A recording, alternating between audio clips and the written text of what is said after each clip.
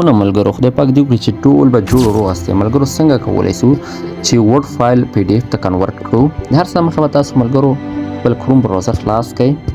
هر کله چې مو کروم براوزر یا ګوګل خلاص کړو نو په سرچ کې تاسو ولیکئ چې iLovePDF.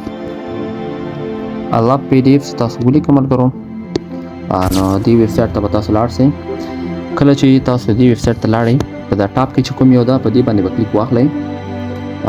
وروسته به تاسو راشئ PDF to Word to PDF. ګوره ورډ فایل پی ډي اف ته اړو، راځم سلیکټ فایل پی ډي اف سلیکټ ورډ فایل باندې کلیک کوم. چې کله په دې باندې کلیک واخیستم ملګرو راباسئ تاسو خپل تلیفون ته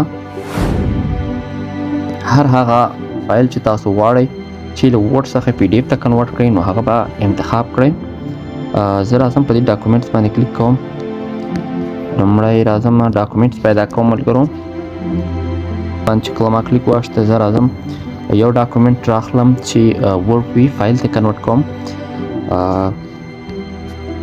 راځم زه لومړی یو ډاکومنټس پیدا کوم.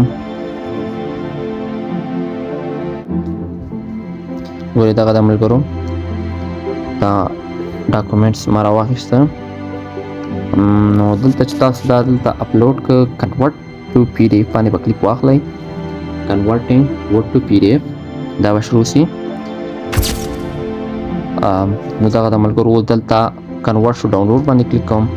کله چې په ډاونلوډ باندې کلیک واخیسته ډاونلوډ اګین دا یو ځل ما ټرای کړی او ما پی ډي اف ته اړولو. دغه د بیا زه ووایم چې دا د پی ډي اف د ملګرو واوښته. نو دلته په ټاپ کې ګورو، ګورئ پی ډي اف ایکسټنشن یې ورکړم.